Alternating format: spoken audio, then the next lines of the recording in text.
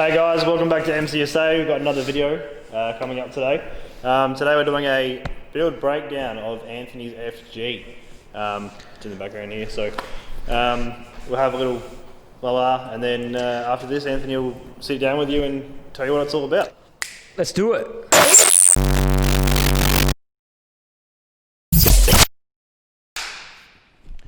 Alright, so this is my 2008 FG XR6 Turbo. It is a factory manual, factory turbo, so it's still got the same original engine as when I bought it. I bought it from a lady in the Riverlands, about 25 minutes from Tailem Bend. And basically, it was me and Hayden and another mate, and Raf as well.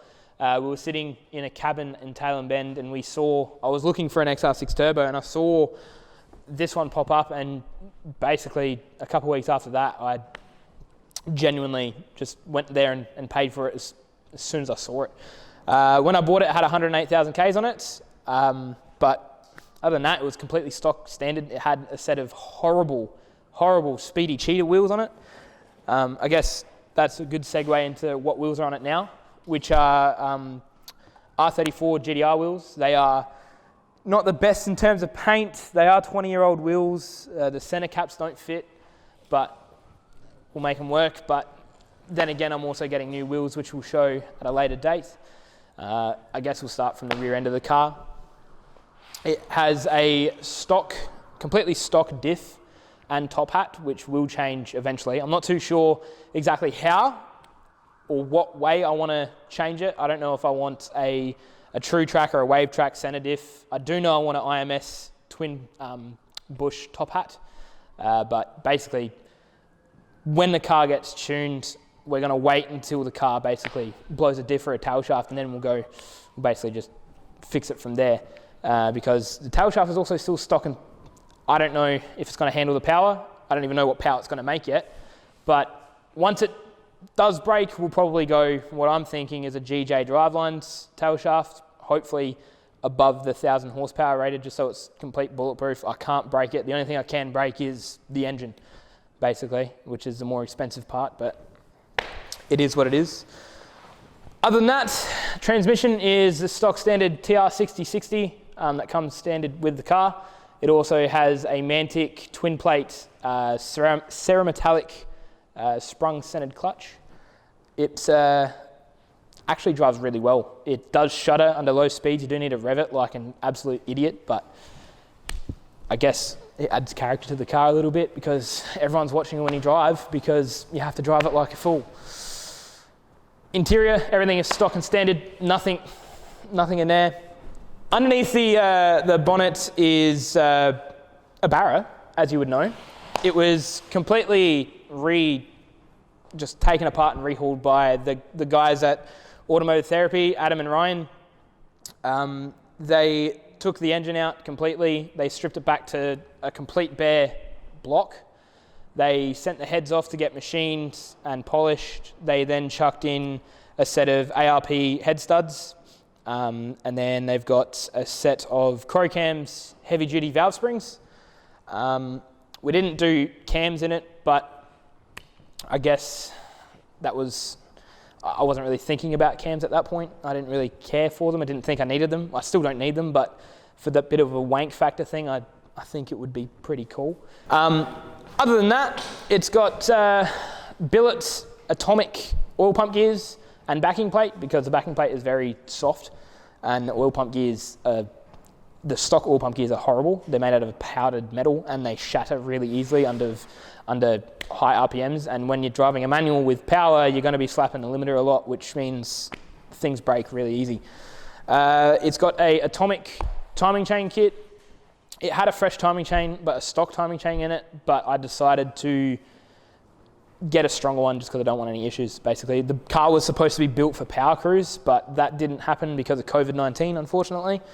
But eventually, when everything starts to clear up, we will take it down to power cruise. We'll do some more track stuff, and hopefully it'll be fun, reliable, quick, and does a few skids for the boys. Reliable. It's probably not going to be reliable because it's still a Falcon. It's got a B series power steering pump. It has a orange rocker cover that me and Hayden knocked up in about 2 hours, and Hayden dropped it. So it's got scratches, and you can see the old paint from the old color, which was red. It looks good from afar, but far from good, which is basically what me and Hayden are. That is like our motto. It's got a Plasma Man 1000 horsepower cooler and cooler piping, obviously. It has 1050cc injectors. I'm not unsure of the brand. I actually can't remember. But it's got a Walbro 460 in-tank. It's also got a B series 3582 on it. The reason why I went for a B series is because I'm not rich and I don't have enough money for a Gen 2 3582. And I knew that a B series turbo would probably make the power. So that's basically the route I went. The rear housing, the internal gate got welded by Vulcan Performance and Fabrication. They did a fantastic job on the Screamer. It's got a 45mm Turbo Smart Hypergate on 14 PSI spring. In terms of the power steering pump, I've been told to let you know that I've been through, this is my third power steering pump. That's why my pants and my shoes are all dirty, and Hayden's dirty as well, which you can't see. We changed the power steering pump on it again tonight. It's another B series power steering pump. It's also got a Mackie-Lec turbo side intake. Thank you for Mitch Mackey for supplying the intake, and also cup holder inserts for me and Hayden.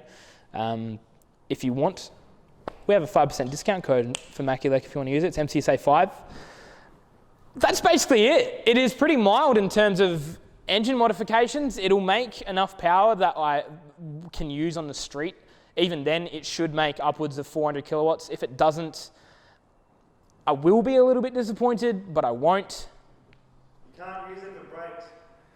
It is what it is. I want to take a second just to quickly thank Adam from Automotive Therapy. I rep him on my car a lot. I have a lot of stickers on my car, as well as the MCSA banner. The work that him and Ryan put into the car is fantastic. I can't fault anything that they did. Every single thing that they did to the car, they gave me updates through pictures, through just giving me a message, telling me things that, like ways that we can do differently. It's what they do. Even in a general maintenance, if you're just going there for a service, they'll do the same thing. And that is one reason why I go and see Adam. It's because he's not like every other mechanic, which will be like, I'm going to service your car. I found something that's broken. I'm going to fix it and not tell you. He doesn't care. He will tell you everything. And if you don't want to get it fixed, you don't have to get it fixed. He's not fussed, really. But he does paint protection and general maintenance. He also does performance, anything that you can think of that just a normal mechanic will do, he can definitely do. A lot of bags as well. He does a lot of bags.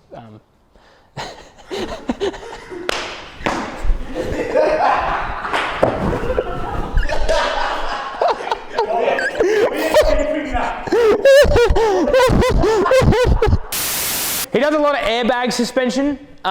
He's done a Focus, a Ute, he's done multiple Utes, and they look fantastic. Other than that, that's my car.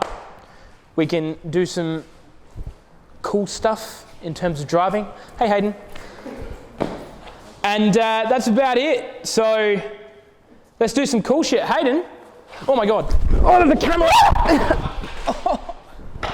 Oh, my knee. Oh, the camera.